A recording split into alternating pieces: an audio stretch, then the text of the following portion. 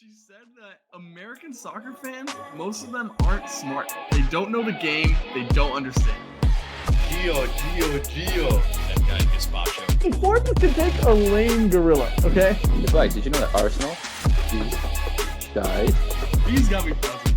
Up the toppies. It's hard to up them anyway. I'm just not even gonna comment on that. Welcome back to Footy with the Boys, our Manchester United special here. We are talking the man, the myth, the legend, Rasmus Højlund, the youngest Premier League player to score in 6 consecutive games, but he did not just score one. He said twice is so nice, and he gets 2 on the board today versus Luton Town.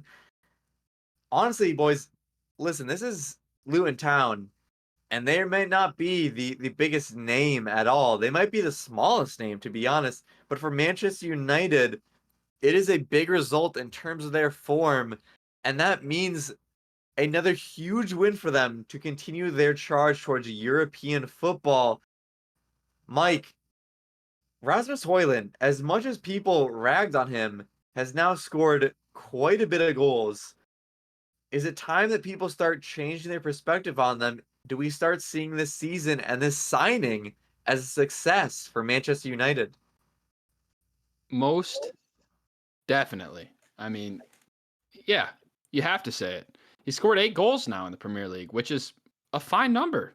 As a 21-year-old, as a first-timer in the Premier League, I don't think you can expect much more than that. They've won 4 games in a row.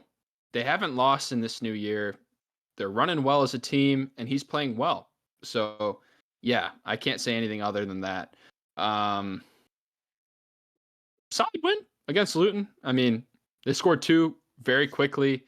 The first goal is a bad pass from a Luton player that he capitalizes on. And the second goal is, I don't know how intentional it was because it's a wayward shot and he fucking chests it in. The announcer said it was intentional. I don't know if I could believe that. I mean, that'd be a hell of intuition from his perspective, from his side, if that was the case. So, but either way, good win. They see it out. They should have won this game by more. I'm gonna go there. Garnacho, absolutely wasteful today. He was in one-on-one with the keeper at one point. Bruno, wasteful as well. But the Garnacho one, he's one-on-one with the keeper. He dribbles him, and he tries to cut back on somebody. You know what it is, dude? It's timing of the shot. When the shot's there, take it. That's when you're going to score goals. The numbers don't lie. Bruno's one. It's actually a great play from the Luton midfielder. He tracks back and makes an absolutely phenomenal sliding challenge to prevent another goal going in. Huge for Everton. Huge for Everton. Flags, say it again. Huge for Everton. We needed Man U to win this game because the points are tight, and that appeal is not looking so good for us at the moment. So, big win. But yeah, man, Luton put up a fight here, something to hang their hat on. Hatters, wink. They are a legitimate team. They put some performances up, and I don't think they can be all that mad at that. They probably thought they deserved at least a tie in this game because they did hang in there after going 2 down. And they turned the tides of this match around after that 20th minute mark. So, from an outside perspective, I'm giving them props. From an internal perspective, I think they wanted more. Nick, you are the Hatter of today. Tell me. I do think you're right. It was probably the worst opening 15 minutes of Luton's season. Like, Jesus Christ, that the giveaway in the first goal was horrible, and then for Højlund to double it up with what I'm sure was an intentional chest in. We'll see there. But a brace nonetheless. It was a horrible, atrocious opening 15. And then from there on for the rest of the first half, they were miles clear of Man U. Like, they were the much better team. Second half, I thought they were going to win, but second half, they came out really poor. They came out 4 one-on-ones against the keeper. This scoreline could have been 4-5-1 very easily if Garnacho didn't perform like Gazpacho. And if Bruno Fernandes wasn't foiled by Arsenal legend Albert Sambi Lokonga. So, you know, it's a disappointing result if you're them. And I think if you're some of those other teams around the relegation zone, they hit a hot run of form, but that was extremely poor and maybe showing some of the signs that maybe they don't belong in this league because 4 one-on-ones is disgraceful. What do you think about Everton's chances after this game, Flags? I mean, Everton, after 2 losses in a row by Luton, and I certainly think the first one being Sheffield, you're feeling a lot better about your chances because before this, as an Everton fan, I was thinking, ah, fuck, we're done for. At this point, they're starting to show their form that they were in at the start of the season. So Everton certainly has a chance. I think certainly their game versus Crystal Palace will prove a big point.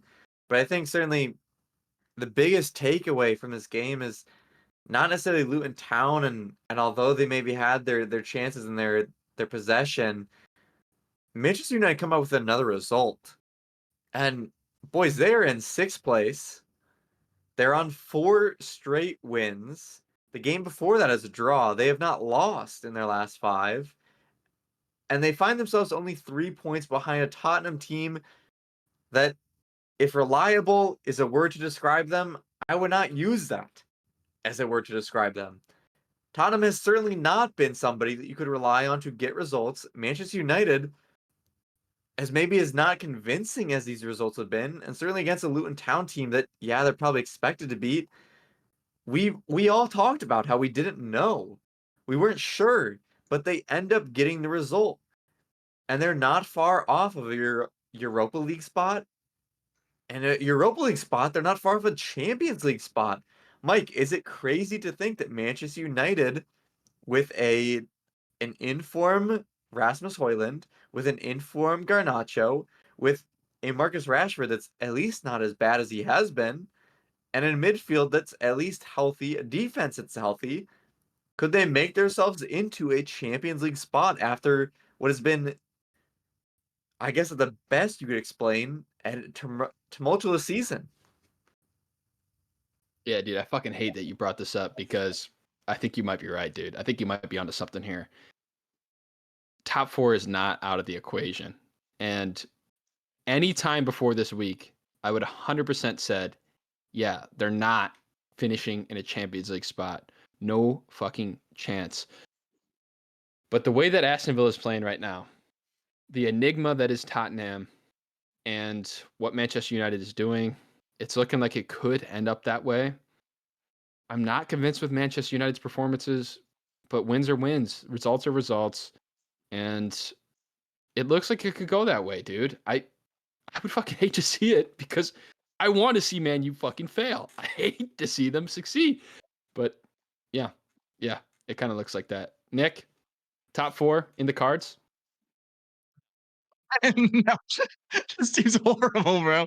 They were outplayed by Luton in the first half for the most part. Individual mistakes gave them the win But here. they win, Nick. Wastefulness, But they win. wastefulness is what gets them a win and a decent result. This is not a tide turner for me. You can win games that you're not supposed to all you want. Not that this isn't one of the games they should have won, but I am looking at the overall quality of the squad, and it is simply just not good enough. One of Tottenham or Villa has to beat them out, in my opinion. But Nick, you say all the stuff about how they do not deserve it. And I'll agree. I'll agree. They do not deserve it. They have not played amazing football. They have not played football that I love to watch. But they get results at the end of the day. Is that not enough to convince you? To convince me that they can finish sixth, sure, that's enough to convince me of that. Do I think that they're going to be in the upper echelon of European football? No, I don't. They have too many inconsistencies, too many players that show up one day, don't show up another. Their top goal scorer is fucking McTominay, for God's sakes. It feels like no, He's I a do not god. think that I do not think that this team will finish top 4. If you look at Tottenham and Villa, yes, neither of them are juggernauts, but I think as a squad overall, they're both better. I like them both better than Man U. I don't think they finish in the Champions League. All right. Yes or no question. We already heard from Nick. He does not think Manchester United will pass Tottenham or Aston Villa. Mike, to end this discussion, is Manchester United going to be able to pass either Tottenham or Aston Villa this season? Either. You have to pass both to get top 4. Yeah. But we're forgetting about the other part of this conversation is top 5 could secure you Champions League with the new format this season. And there's a good chance True. that the Premier League gets that 5th spot with how the points are going in that equation. Yes, I think they could pass one of these teams. And I would think it would be Aston Villa with the way they're slipping up at the moment. I'm going to add on, if Man U finishes top 4 this season, I cannot say that the Premier League is the best league in the world because fuck do they suck, man. And La Liga's top 4 teams, Bundesliga's top 4 teams, and possibly even Serie A's top 4 teams are better than Manchester United. I do not think that. I do not think the 4th best team would beat Manchester United. I do not think all these teams and all these other leagues would necessarily In beat. La Liga, it would 100%. I don't know. Barcelona has been quite shit, and they still find themselves beating Oh, just about every come team. on. Okay, let's bring up the La Liga standings before we close out here. All 4 of them. All 4 would beat them. Would Are you would kidding? but they're in 6th place right now. Do you think Real Sociedad is outperforming in the league Yes. table in the Yeah, Premier By League? miles. Outperforming By Manchester United. miles. They're in the Champions League. So was Manchester United. Not anymore. Not anymore. What? All right, Dude. let us know what you think. How would the Spanish leagues, the Italian leagues, where would Manchester United finish in any of those leagues? We'll be talking about the U.S. men's national team in our next video with all the updates. If you're an American fan, we will have all that you want to hear. Let us know what you think in the comments below. Subscribe, follow, turn on notifications, and until next time, peace.